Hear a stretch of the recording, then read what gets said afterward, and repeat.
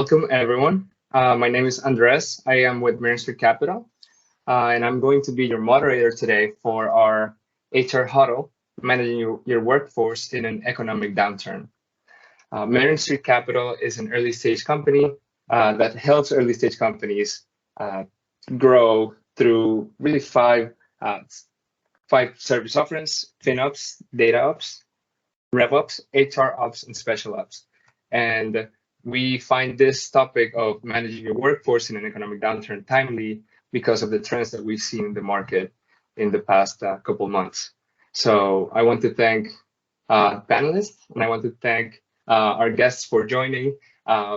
Please feel free to send questions using the chat box, the Q&A chat box, and we're going to take the last 15 minutes of the conversation to answer your questions.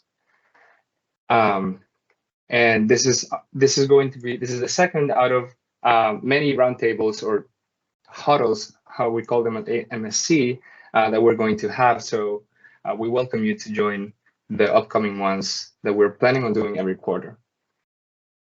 Why don't we start with introductions? So I'm happy to introduce, well, the expert panelists that are joining us for the HR Huddle. So Sean, why don't you go ahead and introduce yourself first, and then we're going to go to the right. Okay, great. So Andres and I work together at Marion Street Capital, where I am CEO and founder, which is just a fancy way of saying I'm an entrepreneurial masochist. I spend most of my time, I probably spend half my week speaking with entrepreneurs with whom we have not yet worked, and then I spend the other half of my week working with entrepreneurs who have elected to involve us in solving some of their most pressing challenges.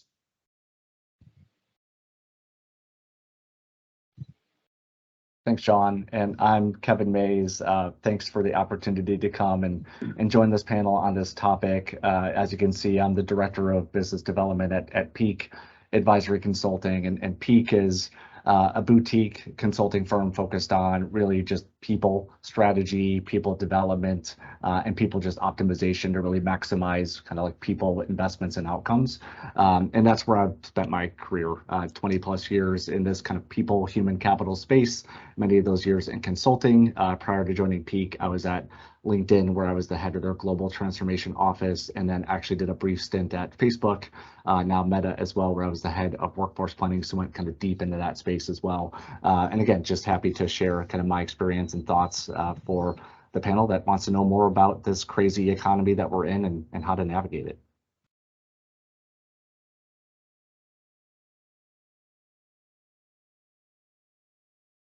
Sommer, why don't you get us introduce yourself? Thanks, Andres, and hello, everyone. Thanks for coming today. My name is Sommer Ketron, and I am the Consulting Practice Manager for Jumpstart HR. And we work with small businesses on a project or a subscription basis to meet their growing HR needs. And we work in all HR disciplines. So whether it is strategic HR to tactical HR, maybe filling gaps due to transitions, we pride ourselves in performing one-on-one consultations with our clients, developing their strategy and execution so that we can add value from the very first day. Hi, everyone. Alex Robinson from Insperity. Thank you for including me today, everyone. I have been with Insperity for 24 years as the Senior Performance and Business Advisor for Insperity. I specialize with startups through middle market companies, with a large section of my clients being international companies coming to the United States. All right, so as you can see, we got a very impressive lineup of panelists today. So thank you so much for joining.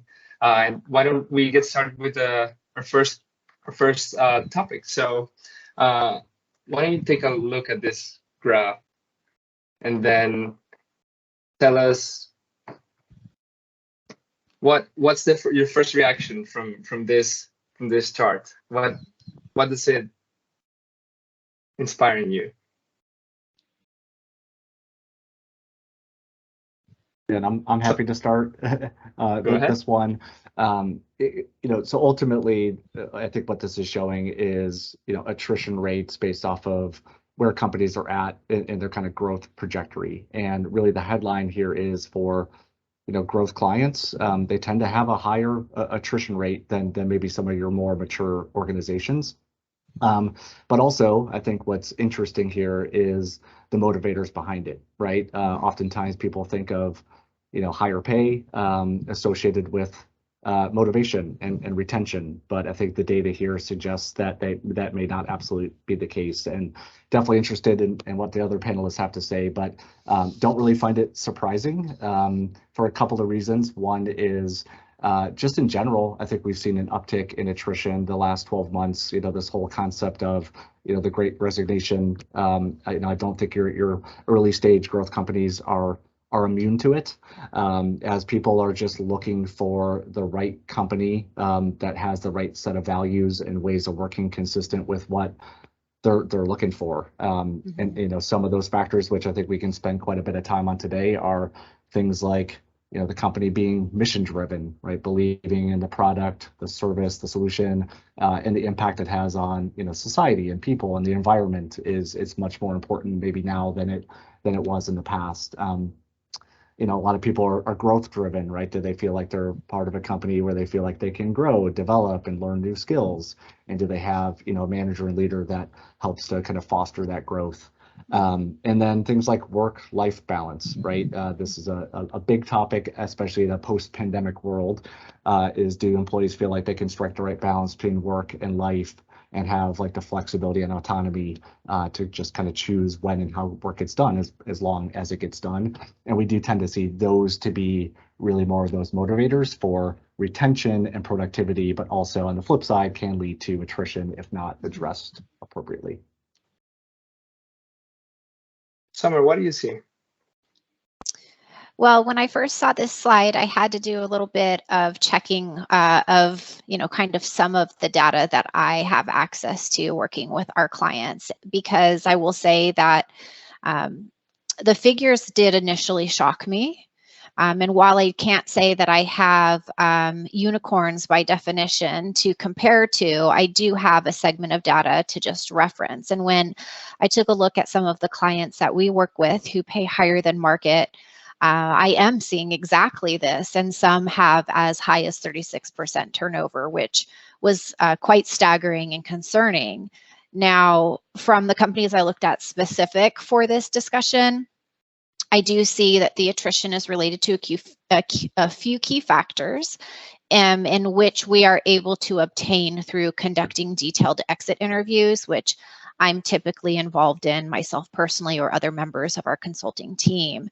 And I see the attrition related to a few key factors. One is for firms that do have more money to spend, that their willingness to keep paying to replace vacancies versus working on the root cause issues related to retention is certainly something that needs some work. And then I think two, the focus on growing quickly, such as like just this race to reach a certain headcount as being a metric, instead of identifying high potentials and investing the time to develop them. So it's just a very different approach that I'm seeing with these companies that are paying higher than market. Alex. What you guys are saying is spot on with what we've been seeing at Insperity. But under the PEO relationship, we've actually been able to get in a little bit sooner with clients and address, as Sommer pointed out, the issue of addressing how companies are finding talent on the front end. Mm-hmm. The numbers ring true to what we are seeing in the early stages, especially in these companies that are throwing money at talent. And we spent a lot of time over the last 9 months educating hiring managers and business owners that you have to grow with a strategy and you have to build a strategy around a culture of inclusion. The old style of project work isn't getting it done, And if you address on the front end, you're going to be able to address your hiring strategy and your culture building, you're going to have a more stable workforce. And we are seeing the numbers come down. Mm-hmm. Sean, what do you see here? So I find this slide fascinating, especially relative to our experience with ourselves, Marion Street Capital's experience with itself as a firm, and relative to our experience with, more than 4 dozen different startups at this point. And the strategy around pay is a complex concept. For example, for ourselves, we basically decide, I came out of the hedge fund industry where pay was really skewed. And we now know that wasn't sustainable for a long period of time. But because of that background, I sort of went into this business with the mindset that I want to create a business model where, all my employees can out-earn their peers at other opportunities. And it's just not that easy to do, nor is that necessarily optimal to do, because there's so many different variables in creating a career trajectory for folks. And when it came down to deciding upon a strategy for ourselves, getting the right people on the bus was one of our top 3 objectives. And so to get the right people on the bus, it can't be just about money. Yes, that's absolutely going to be important.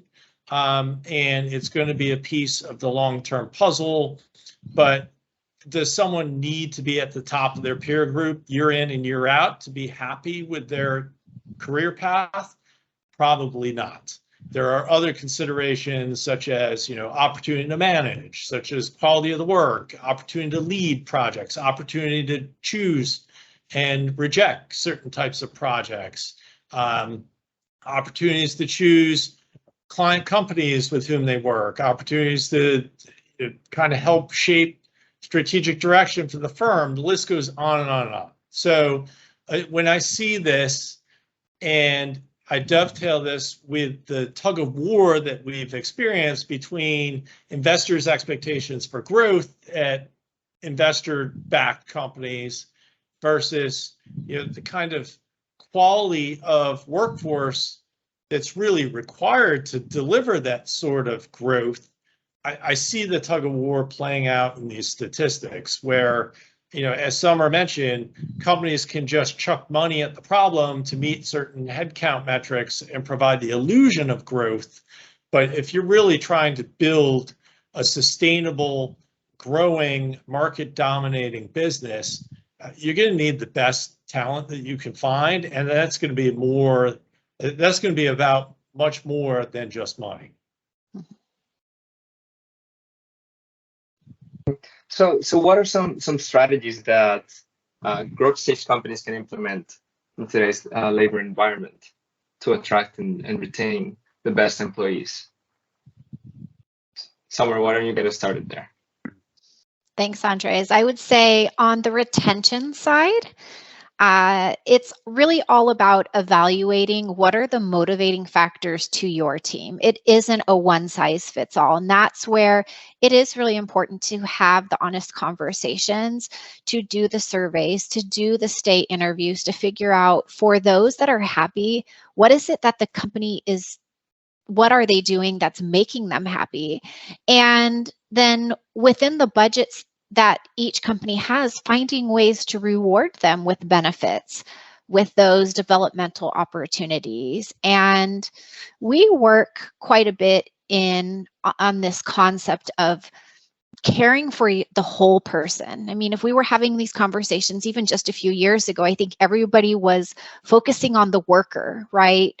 Focusing on what the company can take care of while this individual is at work. And yes, there was a little bit of, but I think there's more of a shift to caring for the whole person. And that means not only maximizing their total work happiness, but finding ways that we can care for them that cross over into their home and personal life. Because, you know, the saying, a happy employee makes a happy person makes a happy employee, right? So I think that's very true here when it comes to retention and that focus on anything and everything a company can do within their means is what ultimately leads to the retention of your team members. Alex? Sommer, you hit it right on the nail, right on top of the head, as did Kevin earlier, in identifying the work-life balance. And we're trying to take a tact in educating business owners and hiring managers as to identifying the employee groups that they need.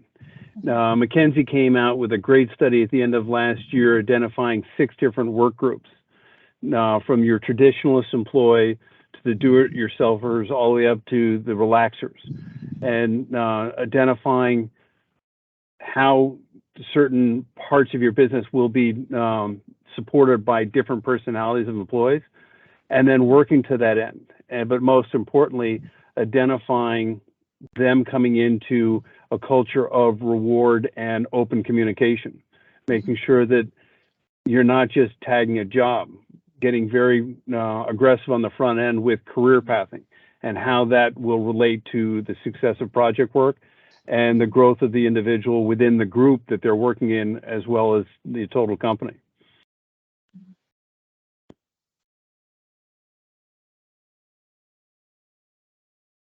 That's great. And yeah, and instead of just piling on a lot of the same topics, I think these are spot on. I'll just add 2, which I think one thing that Sommer you hit upon was really don't assume. Again, oftentimes we have assumptions about what employees want or what's going to be their motivating behavior.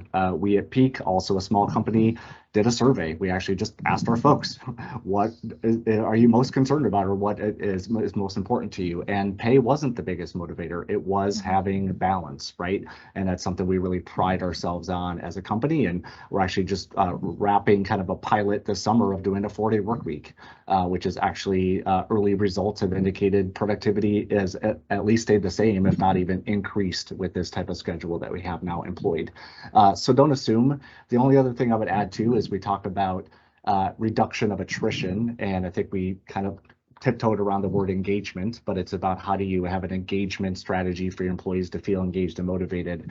But if you invest there and then take those same elements and components and market it externally, guess what? Now you're an employer of choice, right? It's those same things that people are looking around going, not really happy with where I'm at now. What are these other companies offering? And if they see that investment in their people to the point of growth and rewards and kind of innovative ways that they think about treating their workforce, all of a sudden now you can become that talent attractor in addition to retaining your best employees.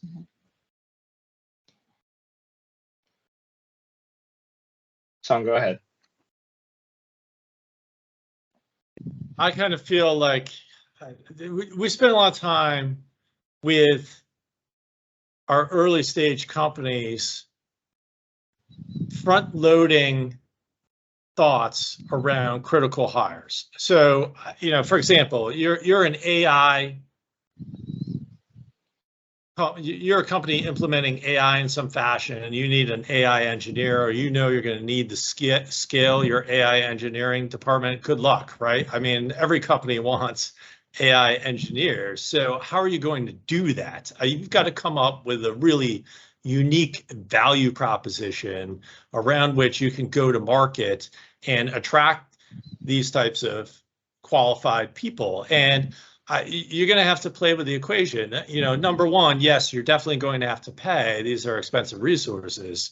But number two, you're going to have to realistically assess your own expectations for whomever fills that position. How many hours a week are you going to need from this person, and for how long, right? Because every early stage company goes through sprints and pauses.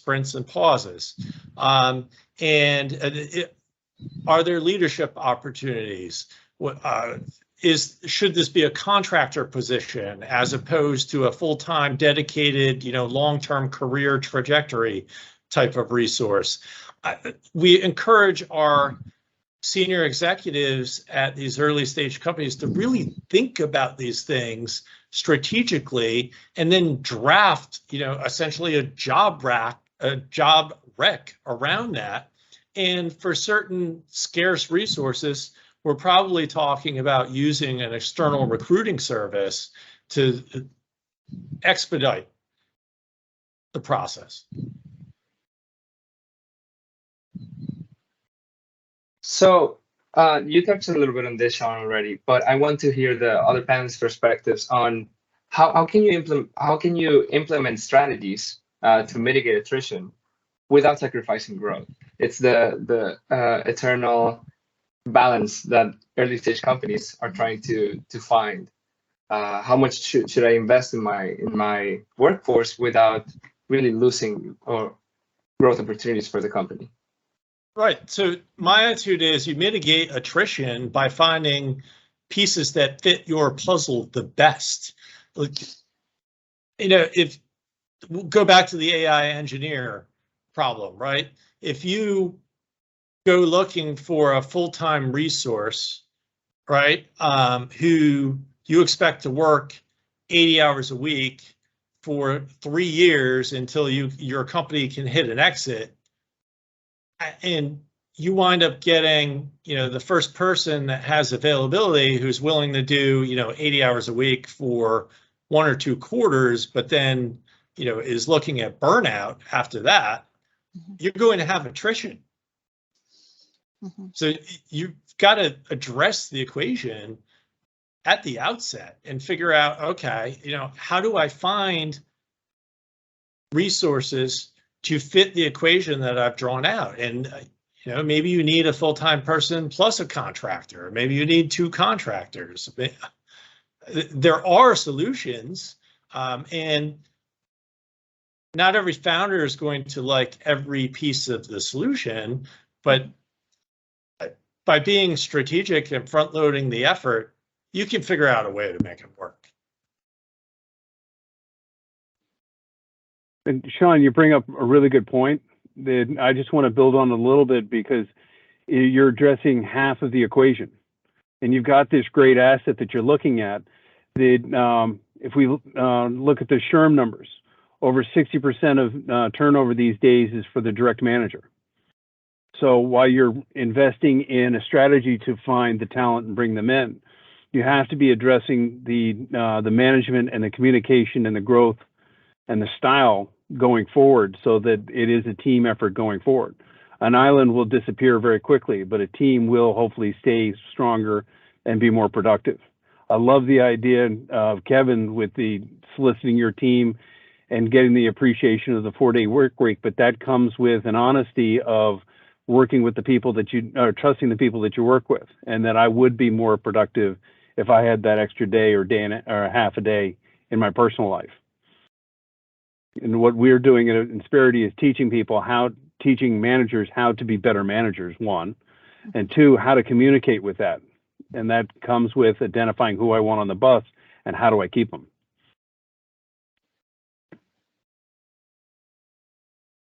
And then Sean, I loved your analogy of the AI engineer coming again from, I'll draw upon a little bit of my experience at Facebook, which at the time was hyper growth. They've of course slowed down a little bit since then, but as the head of technical workforce planning, we were constantly having conversations about AI, ML engineers, as well as mobile, right? Android, iOS engineers were just hard to come by.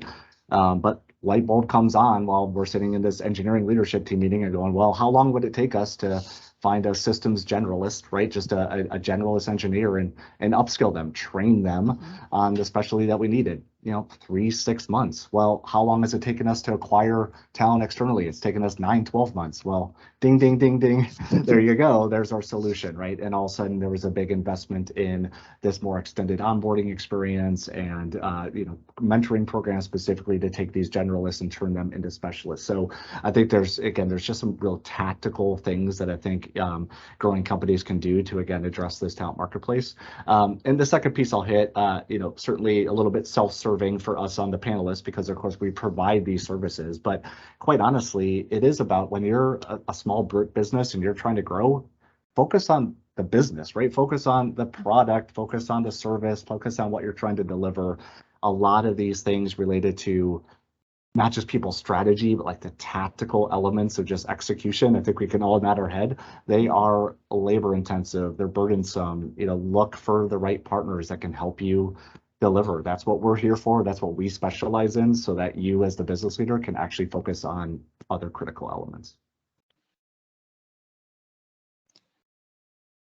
I'm so glad that you brought that up, because that was the one thing that I kept coming back to when I was thinking about, how do we, how do we try to, mitigate the attrition without sacrificing growth? And I always come back to leverage.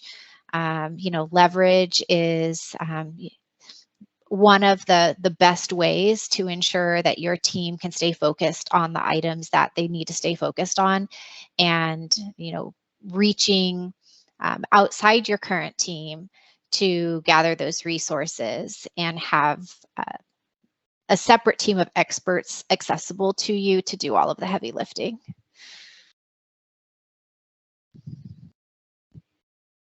Yeah, so I want to remind our audience to use the Q&A chat box. The panelists are going to be answering your questions at the end of the panel. But I wanted to, looking at this chart, I wanted to ask you a question. If you've been scrolling through LinkedIn over the past 2 months, there's this trend of, a lot of people are pointing out the trend that employers tend to provide to spend less on tenured employees because they provide less incentives and lower pay than if they were to hire someone new in the company.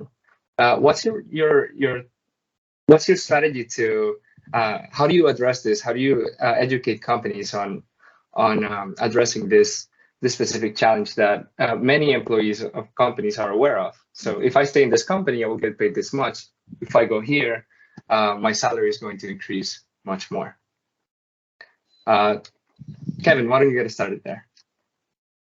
Yeah, it's an interesting one, just because the market is so hot, right? If you're somebody looking right now, and we're basically at 0% unemployment, right? You never get down to 0%. If you have the right skill set, and now is a great time where you could jump and maybe find a more compelling offer at another organization. I think there's just a little bit of reality there. And first thing I would advise, again, we're talking about mitigation strategies here, but if you are a growth client and you feel pretty good about your outlook, and you're willing to take a little bit of risk, now might be the time to invest and say, wow, we have a compelling offer here. Let's take this as an opportunity to actually grow and acquire the right talent. But the second piece I'll hit, because I think this is a point that Alex hit upon earlier, is when you do have your more tenured employees, though, again, their motivations might be different anyway. They may not be so interested in just the typical pay increases, especially as you start to become a more mature organization. I mean, things about diversity, equity, and inclusion, that's certainly important from day one, but especially as a company matures, like, people are expecting it. It's just table stakes now to say you have a robust strategy for thinking about your workforce and how to keep everybody employed and engaged, right?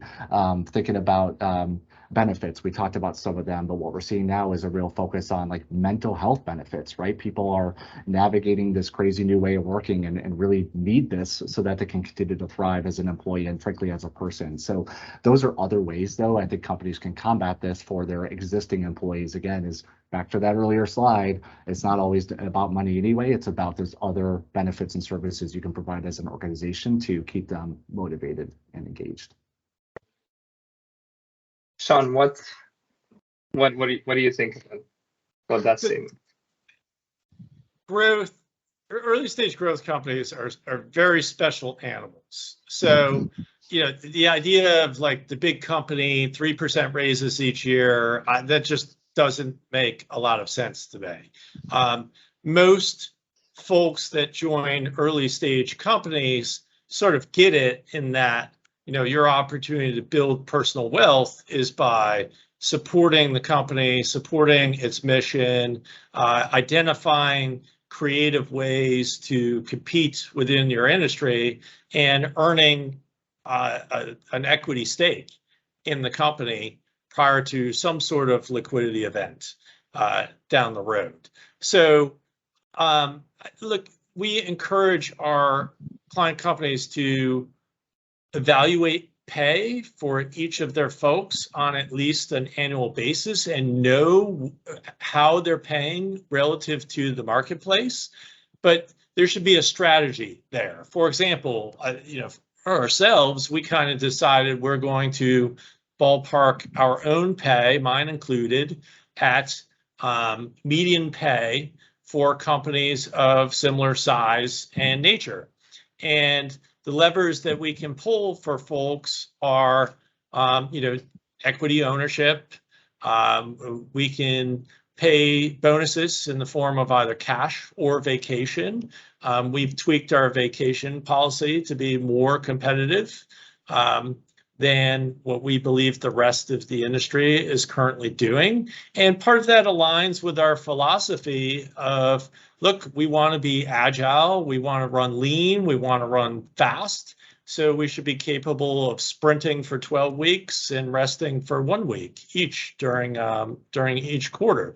Every company is going to have their own sort of different DNA. I mean, look, some investor-funded companies are going to just need to keep the accelerator to the floor for some period of time, and that might make sort of work life out of balance for most of the company for a period of time, and therefore they might have to have a little heavier cash and or equity sort of compensation structure to compensate for that. It's going to be a case by case basis. Mm-hmm. Sommer, what do you think? Well, it's definitely a challenge that we are encountering on nearly a daily basis, because we are struggling and I say we as in the companies that we consult with, they are struggling with that retention aspect because the unemployment rate is so low, because there are other companies who are offering either more in terms of pay and or perks. And it's putting a lot of pressure on companies in regards to retention and creating a compensation model that's sustainable for them. And, I kind of feel like this brings us full circle almost to part of the conversation we had at the very beginning, which is like just throwing pay to solve the problem. While that may work on a single position basis, one of the consequences of doing that is something that we refer to as pay compression. So those are the folks that are still remaining within the organization, either at similar levels or perhaps even in a more senior level, that now there's not that gap, if you will, that you would typically want between the individual and the skill level and experience that you're hiring and the individual that's in organization. So while there's so many different ways, I think, to approach this from a small business standpoint, we typically work with our clients to develop a labor line projection on where they need to be based on certain levels of revenue. And we kind of back into that so that as they're hiring positions, if they are indeed perhaps hiring somebody at 2% higher than what they budgeted, they know they have to make adjustments elsewhere. That being the case as well, we're finding that they're having to revise these projections on almost a quarterly basis just because things are changing so quickly. But I think that's just the state of the environment that we're working in right now. Sommer, that was really well said, and it actually builds on what Sean was talking about before. Have a strategy, but make sure that it's going to evolve with you.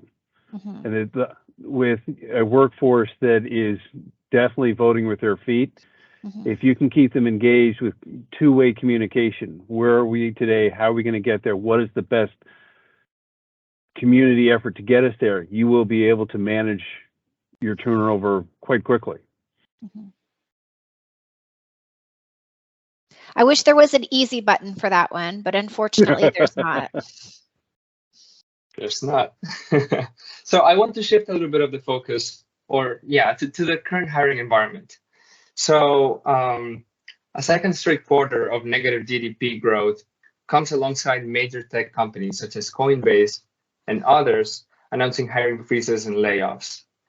What is the sentiment among your clientele as macroeconomic worries continue to grow? And what are the top questions that you're being asked from an HR perspective? And how do you respond to those questions? I know it was a lot, so who wants to take that one first? And I'll jump in it from the PEO perspective, because it's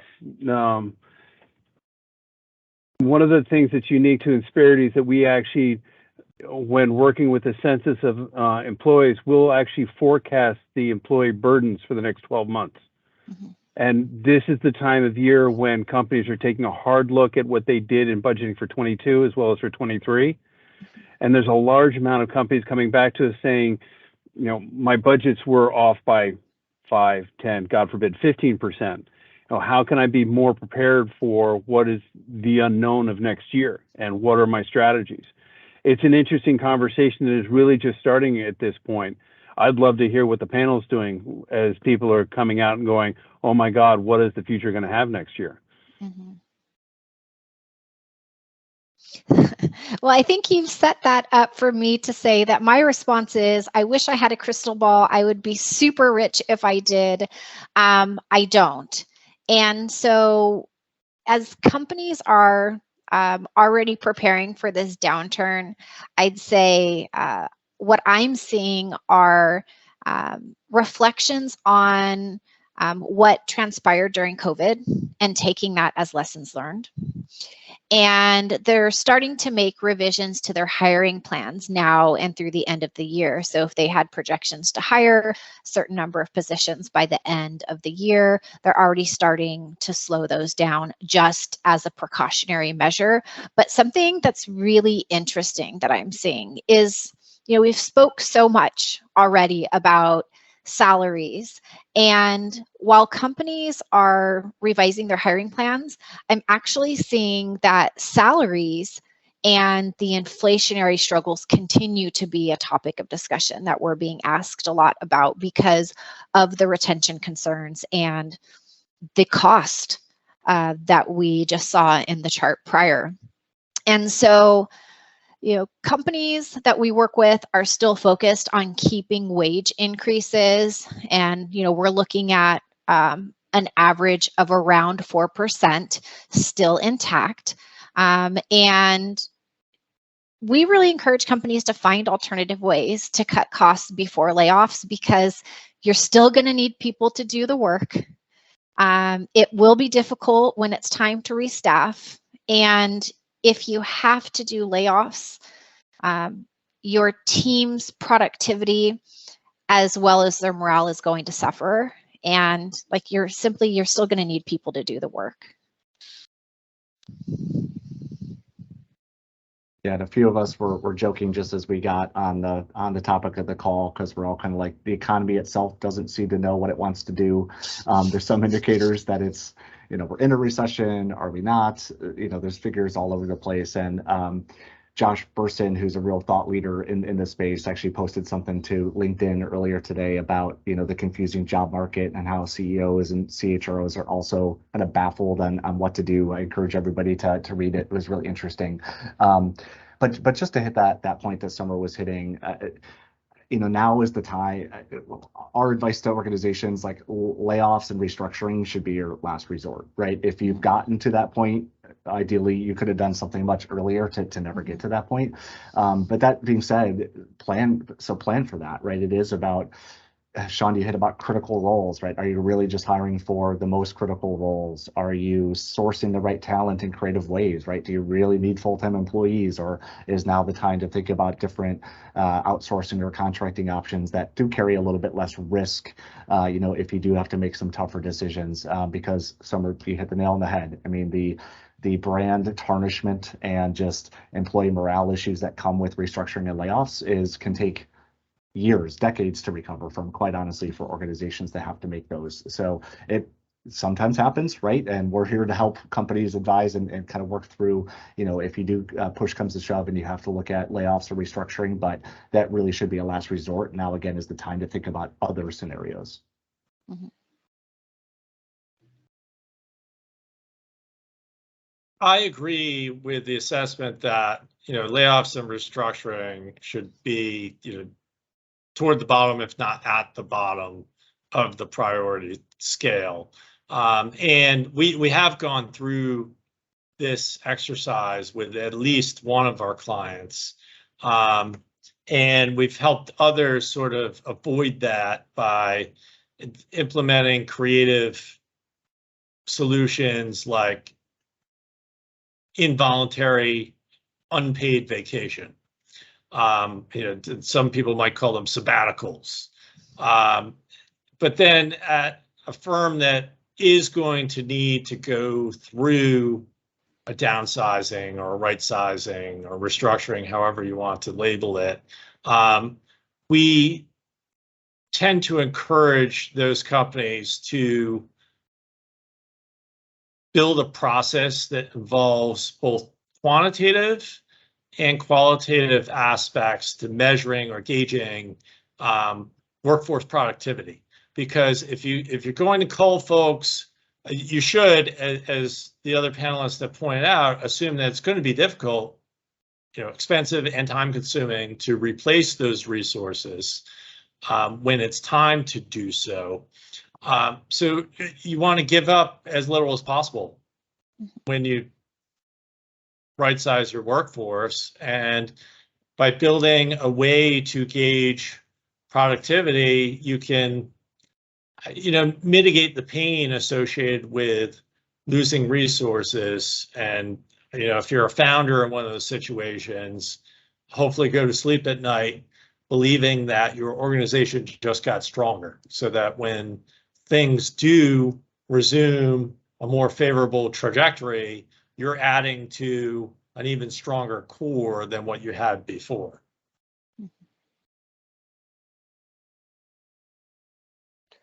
Those are all great questions, all great answers. So I do want to shift to the increasing role of technology in HR. So as you see here,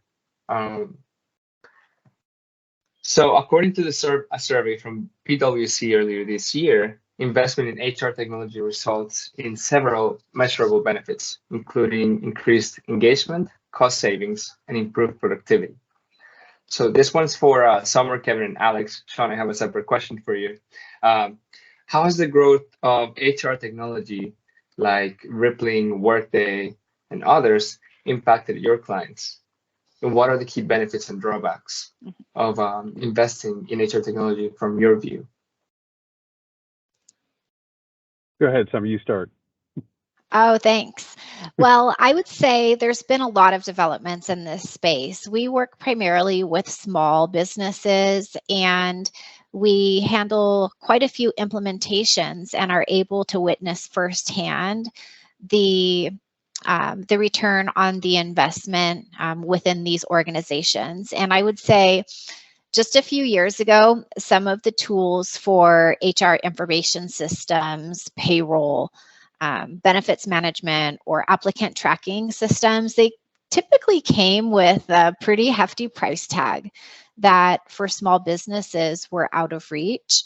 But I'd say that the benefits of these systems are gaining efficiencies through automation, improving the employee experience and the ease of scaling. I'd also add that they are now much more in reach than ever before, just simply due to advancements in technology and competition. Many of these are now accessible to small businesses when it wouldn't typically be something I think most who are just starting out could even consider. It's a really exciting time to see all these HRS systems coming out. In summary, you're exactly right. There's some real gains made in the marketplace. Mm-hmm. But the hidden side of it is the employees know that these are out there. And what we're seeing is hires looking for the systems. You're going to be attracting a more established employee because I might have worked at a company X that had the system before. These smaller companies now having this are going to be attracting employees just for the sake of transparency into my work-life balance. Mm-hmm. The pandemic, one of the side effects of the pandemic was companies, as Sommer pointed out, brought their pricing back to the marketplace, but also they became much more user-friendly. The handicap that we see is there are systems out there that don't come with training, and when rolled out improperly, they do have an adverse effect. But when rolled out correctly and they are user-friendly, it's a huge boon for attracting the right people. Yeah, and just to add that, Alex, my piece of advice would be, again, start with what are you trying to do? What's your program? What are you trying to enable? And then find the right technology. So many just throw a system at it, thinking it'll solve their problems, but really it's what are you trying to do, and then find the right system for you to help address that as well. And again, only thing I would add is, again, this evolution, it turned from, again, more of a HR administration system. I think we're starting to see now how you creating that connected employee experience, right? Especially as we're working in different environments and hybrid, and working remotely is more common. Back to that point of even attracting talent, right? They expect to be at a place where they can connect very seamlessly with colleagues and have technology to actually enable and help them get their work done in multiple angles. So again, it is that evolution that we've seen, and it's exciting in that there is a bigger focus on small companies, but also on not just the basic administration, but again, the employee experience element, and thinking about that overarching workflow that a typical employee engages on a day-to-day basis. Well said. I want to stop for a second, remind the audience to send questions. If you don't send questions, then we're just going to keep going the whole night. So please feel free to send questions on the Q&A box. Meanwhile, Sean, why don't you, while the audience types questions, why don't you answer from a CFO perspective on this topic? So how should growth stage firms approach investing in HR software in the current uncertain economic environment? What are the factors that they should consider before they make a decision? Okay, so we've learned a lot about this over the last 3.5 years. And there's a reason that there are 3 other panelists speaking today from sort of, human first HR firms. Technology can be helpful, can help streamline the process, but it is, when it comes to human resource, it is not a replacement for a human touch. And we've learned that vicariously through our clients, the quote unquote hard way. And Kevin was talking about, look, try to identify the challenge that you want to solve, and then find technology that can go solve it. Realistically, there's no perfect solution there. My feeling is, even if you implement, some sort of tech-enabled HR solution, you're going to need a person spearheading that effort, whether it's an external consulting firm, like one of the 3 HR firms that are sitting on this panel with me, or whether it's an internal HR resource you've decided to hire. And, that's even a topic. We could probably do a panel just on hiring internal HR resources. I mean, if you're going to go that route, you better identify someone who's kind of been there and done that for a company with your growth profile, your objectives, your industry, because HR people are definitely not one size fits all. And this is an area where I honestly feel like external resources are the best bet until your company has reached a point where everyone agrees that yes, it's time to build your own HR department. You screw up HR, I mean, you can take whatever sort of growth trajectory you've drawn out for investors, and you can just go to the whiteboard and erase it and draw something less appealing. So once firms have reached that stage where they need a full-time HR resource, how hard really is it to find someone?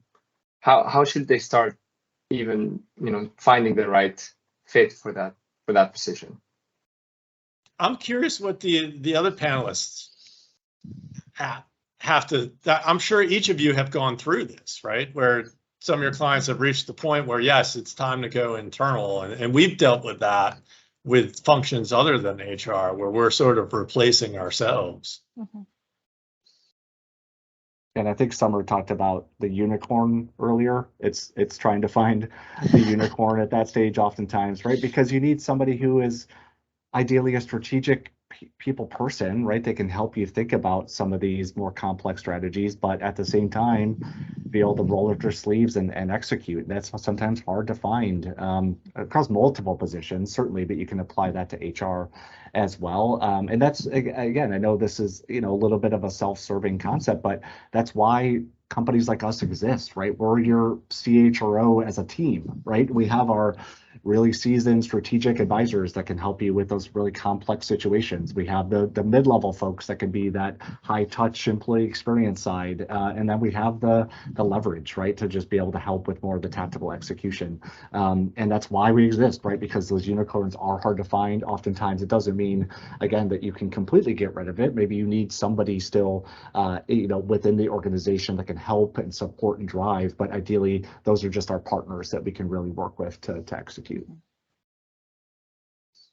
I would agree. I'd say it's very difficult, if not extremely difficult, to find a single HR practitioner to handle all of the items that would be needed, as was just described, to handle not only the strategic, but all of the tactical and even administrative items. Typically, individuals working at those strategic levels have more experience in their career and are not going to be as excited about, some of the things that maybe they did 20 years earlier in their career. So it is extremely difficult. They do exist, but I would say extremely hard to find. And, as was just described, really for a lot of these companies, the solution is working for a consulting firm because we have those various positions on our team. And, you can turn on the support and turn it off when you don't need it. But I find that even as these companies grow and they get to the point of needing a full-time HR practitioner, they're typically still utilizing us for one area or another because we have the depth in that area where perhaps the individual that they're hiring may not. Sean, you mentioned it a moment ago, and it's important to point out that while it is a strategic decision from the company, it is a paradigm shift for the people. Mm-hmm. And if you're going to bring it in, are you prepared to educate and support your people ongoing so that it becomes a non-event when in fact it is a huge event? Mm-hmm. I think we all would like to see them continue to use us across the board.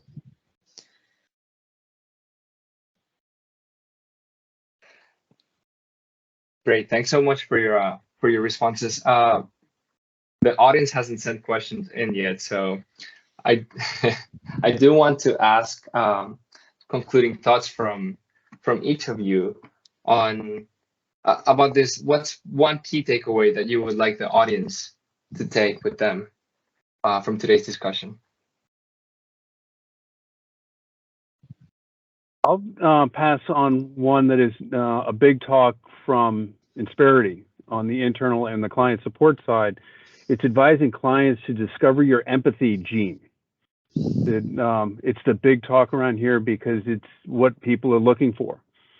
Our CEO, Paul Sarvadi, is famous for saying, if you don't design your culture, your employees will design your culture for you.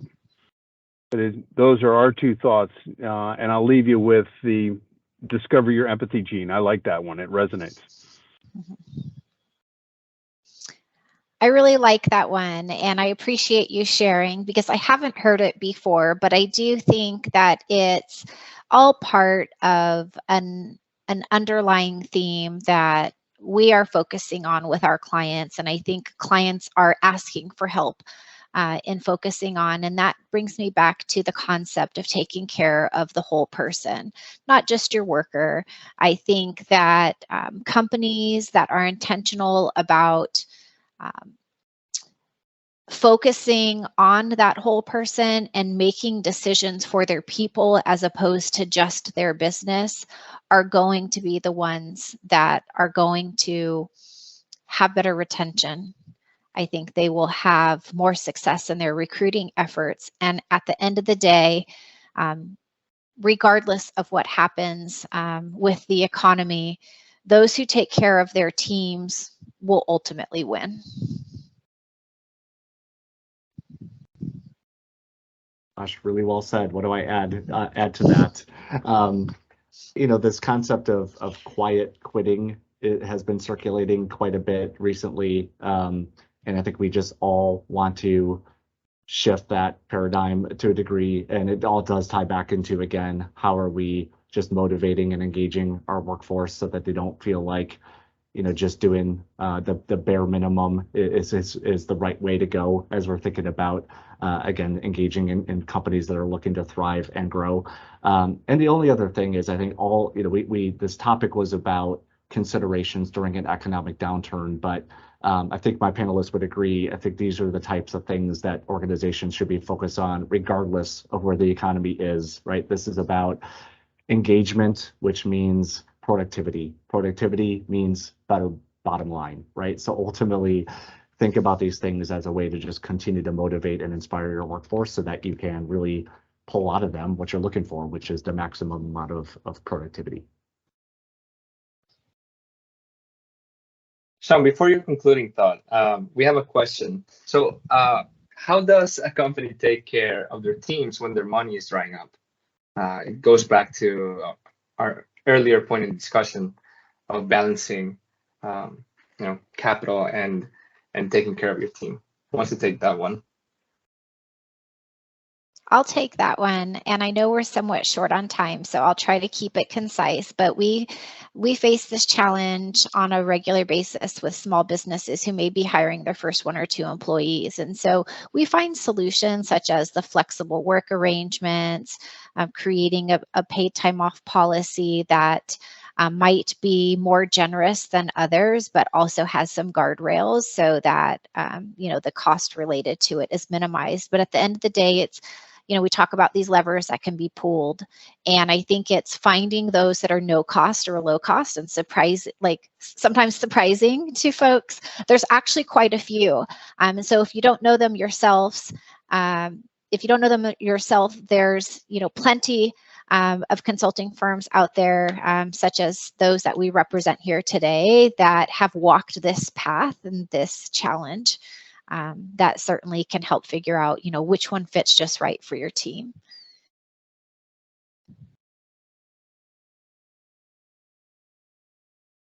Kevin, thoughts?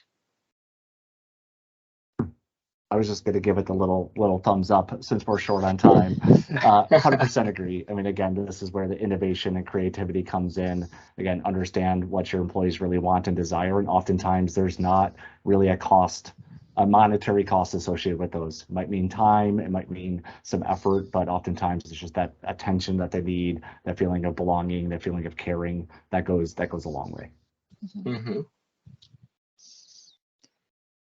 Alex. again, with the eye of keeping this short, I don't want to restate what was said so eloquently. That it's there, these systems are in place, and most of them, you've got the tools in place. It's just a question of leveraging what's there more obviously for your people. Maria, this is a very real problem that many early stage companies are currently addressing. And so we tend to approach it from a few dimensions. Number one, by trying to gauge productivity for each of your teams and empowering those leaders to make some hard decisions, right? If there are some unproductive resources on the team, you may want to take the opportunity to encourage those folks to pursue other employment opportunities.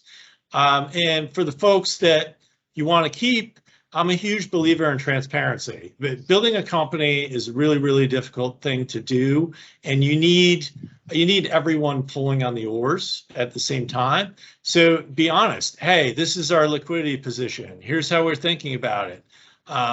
If you're out there approaching the market for additional investment, I think you should expect 3 to 6 months. That's our rule of thumb, even for companies that are doing D or E series of fundings. It's rare to see a round go off in less than 3 months, and if it's taking longer than 6, then there's a very real problem that needs to get addressed.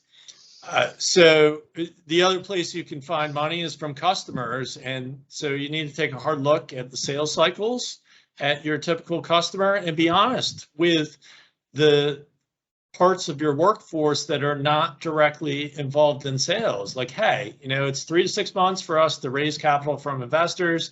It might be longer to close big contracts with customers. And if that's the case, then there might need to be some other levers you pull, like involuntary additional unpaid time off, rolling sabbaticals, going to a contract basis as opposed to full-time, going to a part-time from full-time, that sort of thing. There are solutions. No solution is going to be ideal, but there's some permutation that'll work best for your company.